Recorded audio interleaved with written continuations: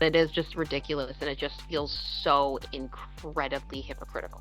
Blake Lively is spiraling after being exposed for gaslighting Justin Baldoni and burying him under a mountain of paperwork. Her shady threats and frantic attempts at damage control are only making her look more guilty by the second. She's a psychopath, and she's made this stuff up.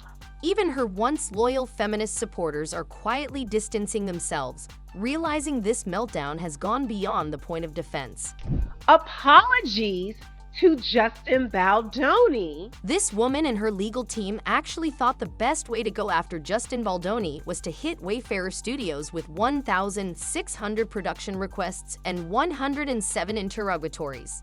Imagine suing someone and then drowning them in more paperwork than a law school final. It's getting desperate. It's giving toddler tantrum, throwing toys across the room because she didn't get the last cupcake. Insane, but even these numbers are absolutely, it's obscene for the amount of stuff they've done, and this is not something that the court really should even be taking a look at. For any attorney to go to the court going, they're not playing fair, they're not being reasonable. This is actually quite a big step because this is stuff done behind the scenes. And it gets better. After getting hit with Blake's tsunami of tantrum-fueled paperwork, Wayfarer politely asked for just a 1-month extension to respond. Blake's team essentially looked them dead in the eye and said, nope, sink or swim.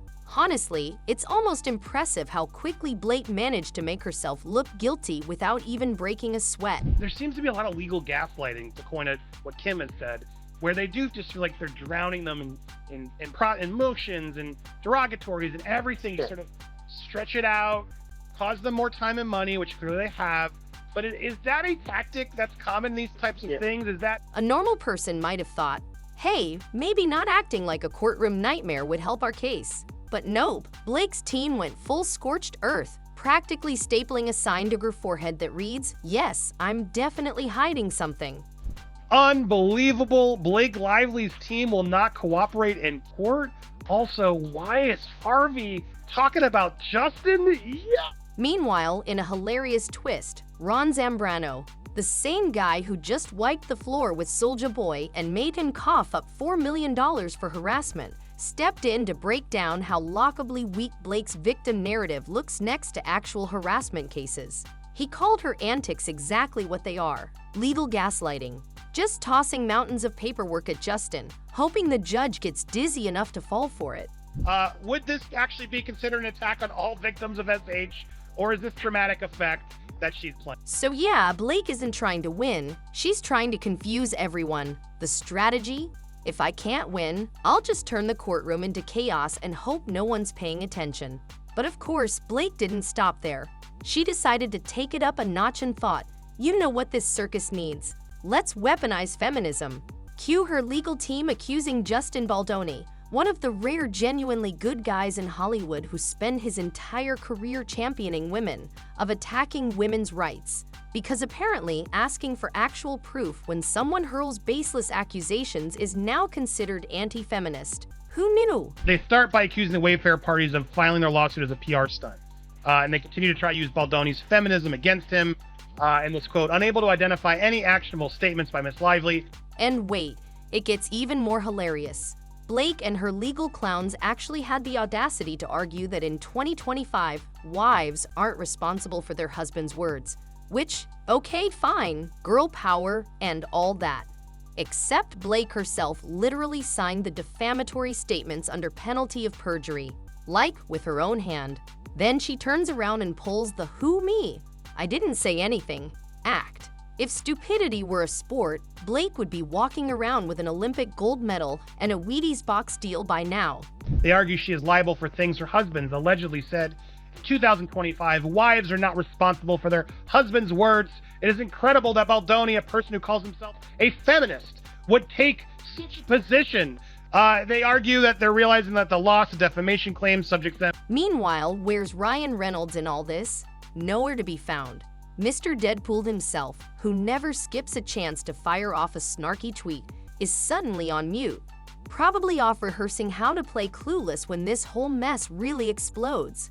Honestly, it's kind of cute how he can post 400 jokes about Hugh Jackman but can't muster a single word while his wife single-handedly tanks both their reputations. A standing ovation for Hollywood's most supportive husband. Truly inspiring. I do think guys, we know that they're unfair. And of course, being Blake, she didn't stop at weaponizing feminism. She also tried to hide behind California's anti-SLAPP law, twisting it into something unrecognizable, like a yoga pose she probably learned at some overpriced Malibu retreat. And I don't understand this because most of us, this is my opinion, at least, that this is what they're doing and that she has made these false allegations. And again, if your IQ is above room temperature, congratulations, you seem to be light years ahead of the mainstream media. The law was meant to protect actual victims, not former actresses who suddenly decided they needed a fresh PR boost. Instead of, providing actual evidence, Blake thought if she screamed feminism loud enough, maybe the judge would stop asking pesky little questions like, "Where's the proof?" Spoiler alert, he didn't. And neither did anyone else with more than 2 brain cells. Harvey Weinstein, who, like I said, is a degenerate, immoral, disgusting, but they will take a man like Justin Baldoni, who has been a male feminist and advocate for women, who has, by all accounts, even going back to high school. Now moving on to the most pathetic part of all, Blake's torture by filing strategy. If you thought 1,600 requests were bad, Blake's team went full psycho by refusing to grant even emergency extensions when real disasters hit. Together, the Lively Sloan parties have served nearly 1,600 requests for production. Like when Brian Friedman's house literally burned down. Yes, actual flames, not just metaphorical ones. Blake's team still said no to a delay. That's not just cruel, that's Disney villain-level cold. You'd think she was fighting for the Iron Throne, not a defamation case she basically cooked up in her group chat. Which Wayfair have been diligently preparing responses, setting aside the obvious yet troubling implication that Lively and Sloan do not actually know what they're looking for. And remember, Wayfarer had already answered over 500 requests before even begging for more time. Blake and her merry band of courtroom gremlins just laughed in their faces and said no. The judge, bless their patience, was so fed up with Blake's tantrums, it got compared to needing a parent to step in and settle things like misbehaving kids at Chuck E. Cheese. It's honestly impressive how Blake managed to turn a lawsuit about workplace fairness into an episode of Toddlers and Tiaras. The Wayfair parties have already responded in good faith to more than 500 such requests, hundreds of additional responses expected in short order. And they also talk about all the motions to dismiss that they're currently facing, which there are so many. Blake's real goal was crystal clear by now. It wasn't about proving anything. It wasn't about getting justice. It was simple. Drag Justin Baldoni to financial death. You can almost hear her team cackling as they filed each new useless motion. It was like their motto was, if you can't win fair and square, drown them in so much paperwork they can't breathe. They refused consent, and they would not provide any real reason for their reasoning. They objected without reason, and objected because April 18th deadline is not dependent on the timing of the court's order to motion dismiss, blah, blah, blah, blah, blah. Meanwhile, while Blake was busy weaponizing feminism and gaslighting the entire California legal system, Ryan Reynolds was spotted at an airport looking miserable and strained, probably because even he realized he'd signed up for a lifetime supply of secondhand embarrassment. Blake, on the other hand, was posting cheerful pictures from a horse-riding farm because nothing says, "I'm a wronged woman fighting for justice," like playing with pawnies while your husband's career burns faster than Freightman's house. But yeah, Blake doesn't want to be fair. This is not the first time either, right? Because Blake Lively's team also refused to delay when Brian Friedman's house burned down, which the judge did ultimately agree to. Honestly, if this is Blake and Ryan's idea of crisis management, someone really needs to hand them a new PR team, preferably one that isn't staffed entirely by people who think sending 800-page filings is a personality trait. Bonkers to me that every time they get a chance to try to be fair or neutral, they refuse. Do you think this could bite them in the butt in the eyes of the judge? I think it could. I mean, I'm not a legal expert. I can't fully speak to that. But I will say I don't think it's a good look. So Blake Lively's big mastermind plan to scare Justin Baldoni into submission ended up being about as subtle as a drunk elephant in a church. Somewhere between filing 8,000 papers and staging horse farm photo shoots, Blake allegedly dropped the "if you don't fall in line, the gloves will come off" threat. Wow, that's not even a threat pretending to be polite. It's like she skipped over the legal handbook and went straight to mafia movie scripts. I guess it's part of a plan. If you want to be and all drown them in paperwork, what they're trying to do, and maybe that I could see that maybe of just like Justin's side has so much more going for them. Just keep constantly drowning them and costing more money and just stressing them. Turns out in court, that's not a cute look. The whole gloves will come off thing was cited as proof of civil extortion. Civil extortion, for those who aren't on Blake's legal team, doesn't even require someone to literally rob you. You don't have to walk into court waving a bag of stolen cash.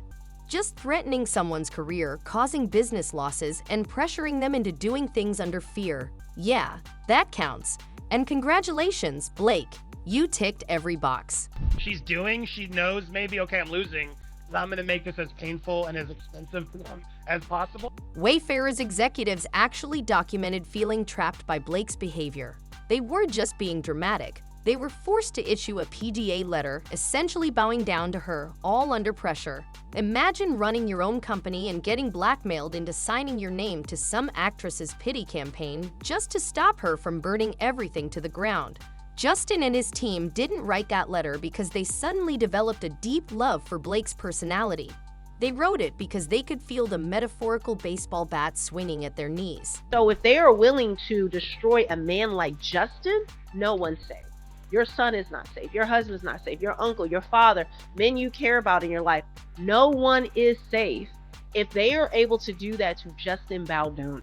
And no, did it backfire? Sloane's brilliant moves included leaking private trash to the New York Times and tying Baldoni to false allegations faster than you can say liable lawsuit. Ryan Reynolds, who's been loyal to Sloane for years, basically sat there clapping like a trained seal while Sloane helped destroy whatever was left of Blake's credibility. It's giving loyal lapdog energy, not Hollywood power couple. New York Times, you really messed up because Harvey's not entirely wrong. Because you look like complete idiots due to the fact that you didn't do your homework. And you did screw over Justin. It's factual at this point. You clearly were prepping that story. The metadata's proved it. Seems, allegedly. Blake's legal team tried to pull one more pathetic stunt by arguing that since Sloane wasn't an official employee, Blake couldn't be blamed. Congratulations, Blake. You just flunked common sense. Contractors, agents, unicorns, doesn't matter. If they're acting on your behalf, you're still responsible. It's like paying someone to slash your enemy's tires and then acting all confused when the cops arrest you too. This is going to really hinder their ability to look like they're acting in good faith in court when the judge sees this and goes, wait a minute, why are you acting like this? He unloads on the New York Times telling us why watching Justin take legal action against the New York Times, accusing them of manipulating communications, ignoring evidence, countered, hit me hard. Brought back everything I experienced at the Times, reported on me in 2017. They did the same thing.